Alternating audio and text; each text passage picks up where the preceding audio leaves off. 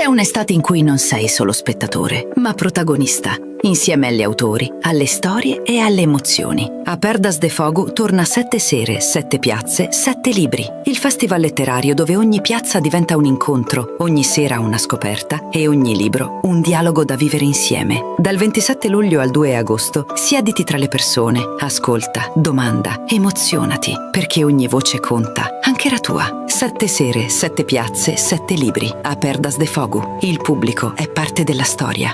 Mangia sano, scegli i produttori del tuo territorio, dal coltivatore al consumatore senza intermediari. Genuinità, territorialità, convenienza. Coldiretti e Campagna Amica Nuoro Ogliastra ti invitano al mercato di Campagna Amica. Ogni sabato mattina, nell'esclusiva location dell'ex Made in Nuoro in Piazza Mameli, la tua spesa è all'insegna della genuinità. Decine di stand con prodotti locali come frutta e verdura, formaggi, pescherie, pasta fresca e prelibatezze locali per sostenere i produttori del tuo territorio. Coldiretti e Campagna Amica Nuoro Ogliastra ogni sabato mattina dalle 8:30 ti invitano al mercato di Campagna Amica per mangiare genuino, per stare meglio.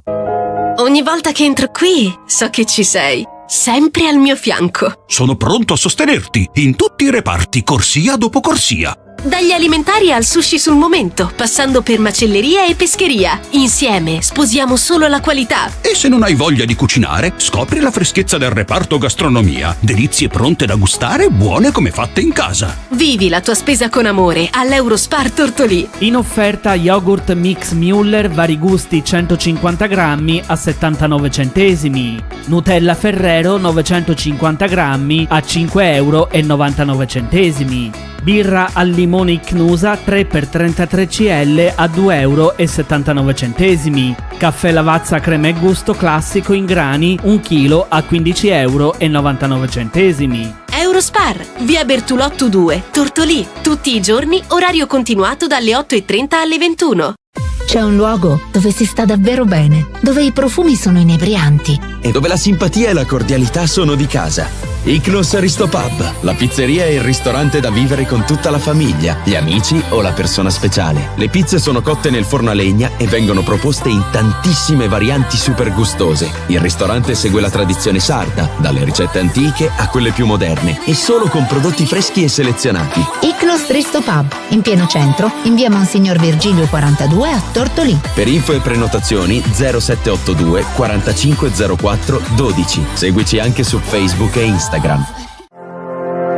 Amy, cos'ha da dire sul capitolo Amy? Guardi, vado da lei perché è flessibile con gli orari. Vado da lei perché è come se lei venisse a casa mia. Vado da lei perché qualsiasi colpo di testa mi venga, lei è pronta a dirmi stai facendo una cazzata. Insomma, vado da Amy perché è Amy. Amy Beauty Hair. Dal riccio al liscio o dal liscio al riccio non è un gioco di parole. Dietro c'è un'alta professionalità. Che sia colore, piega, stiraggio, permanente o ricostruzione, Amy Beauty Hair ti soddisfa senza distruggerti la testa. Amy Beauty Hair, via Macomer 1, dietro Banca Intesa a Tortolì. 0782 62 36 84.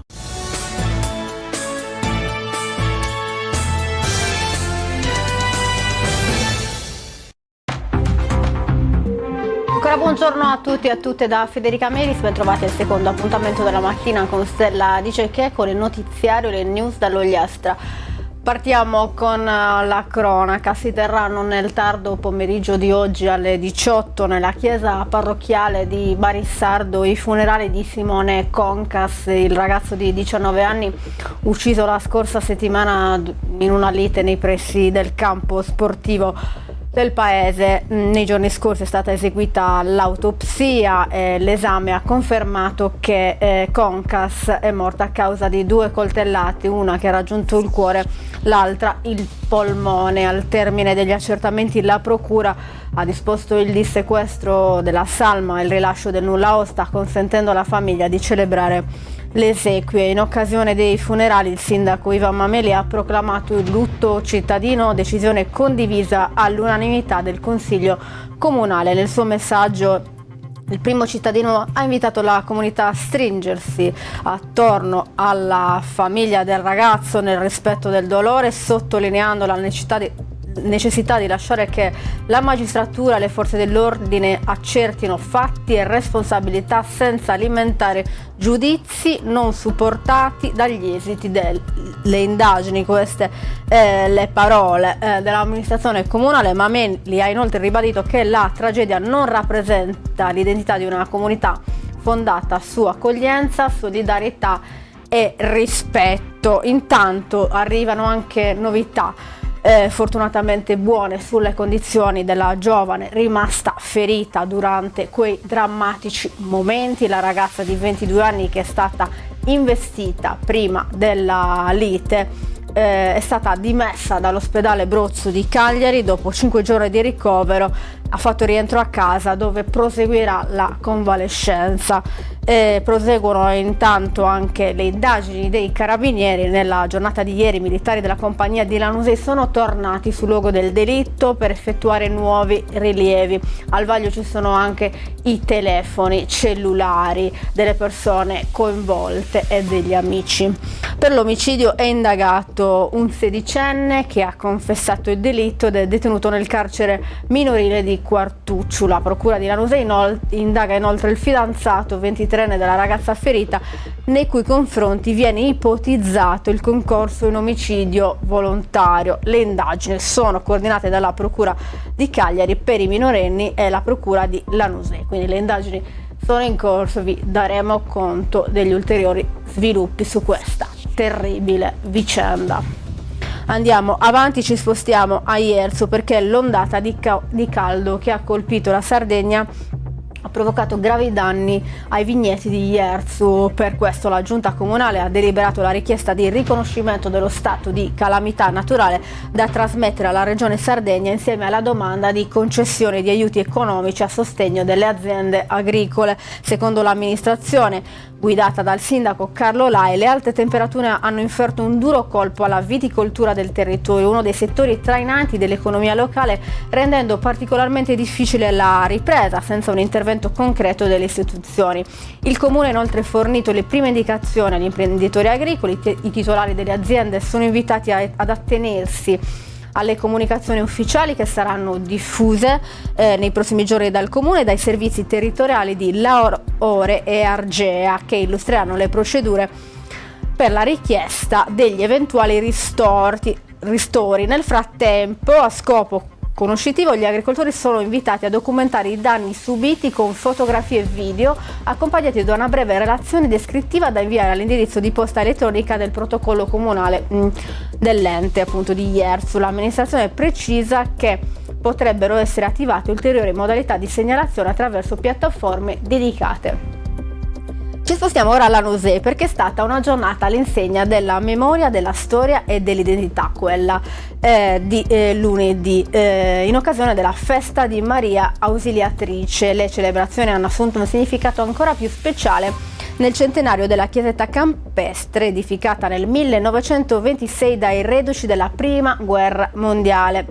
Protagonista della manifestazione è stata la fanfara del glorioso Terzo Reggimento Bersaglieri di Teulada, ospite della città grazie all'associazione Mantello Azzurro, che quest'anno celebra il centenario della propria fondazione. L'esibizione dei bersaglieri ha richiamato numerosi cittadini, regalando un pomeriggio ricco di emozioni attraverso musiche della tradizione militare e momenti di forte valore simbolico. Nel corso della cerimonia sono state deposte 2 corone ai caduti alla presenza del parroco Don Pier Giorgio Piso, delle autorità civili e militari e di una grande partecipazione di cittadini. Un momento di raccoglimento che ha voluto ricordare il sacrificio di quanti hanno combattuto per il paese e il valore della memoria. Ovviamente erano presenti il sindaco di Lanusei Davide Burchi e l'amministrazione comunale.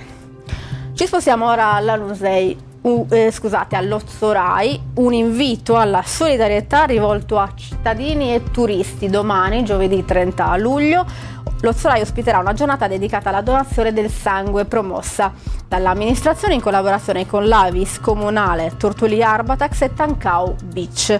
L'appuntamento è in programma dalle 8 alle 11.30 nella pineta di Tancao, accanto al Tancao Beach, lo stesso spazio che nei giorni scorsi ha accolto Costellazioni Letterarie Festival e che per l'occasione diventerà il punto di riferimento per un'iniziativa di grande valore. L'obiettivo è contribuire a aumentare le scorte di sangue in un periodo periodo particolarmente delicato come quello estivo, quando il fabbisogno cresce e le disponibilità diminuiscono. Donare richiede pochi minuti, ma può rivelarsi fondamentale per salvare una vita. Per partecipare ci si deve prenotare telefonicamente o tramite WhatsApp al numero 370 128 13 11. Chiudiamo ora spostandoci ad Arbatax, perché Caletta Genovesi si prepara a trasformarsi ancora una volta in una sala cinematografica a cielo aperto. Da domani, giovedì 30 luglio, a sabato 1 agosto torna a Cala Cinema la rassegna ideata, promossa e organizzata dall'Associazione Musica Assurda con la direzione artistica di Marcello Murru. Giunta la 13ª edizione, la manifestazione conferma la sua formula che negli anni ha conquistato residenti e turisti: uno schermo affacciato sul mare e il pubblico seduto con le proprie sedie lungo la banchina in uno degli scorci più suggestivi di Arbatax, un appuntamento che unisce cinema, paesaggio e socialità, trasformando Caletta Genovesi in un luogo di incontro e condivisione.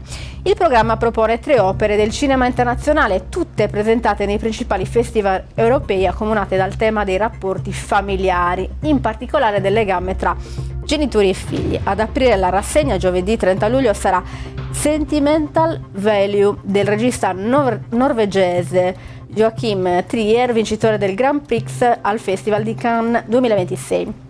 Venerdì 31 luglio spazio a Sirat di Oliver Lacks, premio della giuria Cannes, che racconta il viaggio di un padre e di un figlio nel deserto marocchino alla ricerca di una ragazza scomparsa. La chiusura sabato 1 agosto sarà affidata a Amnet, il nuovo film del regista premio Oscar Chloe Zhao, ispirato al romanzo di Maggie O'Farrell e dedicato alla storia della famiglia di William Shakespeare. Gli organizzatori sottolineano come ogni edizione nasca da un'attenta selezione di film capaci di raccontare il presente e di offrire al pubblico occasioni di riflessione e confronto. Per 3 sere il mare farà da sfondo alle proiezioni, rinnovando un appuntamento che estate dopo estate è diventato uno degli eventi culturali più caratteristici dell'estate ogliastrina e uno dei cinema all'aperto più suggestivi della Sardegna. Chiudiamo così il notiziario di oggi, torniamo domani con la rassegna stampa. Grazie per averci seguito, grazie alla regia di Roberta Loi. A domani.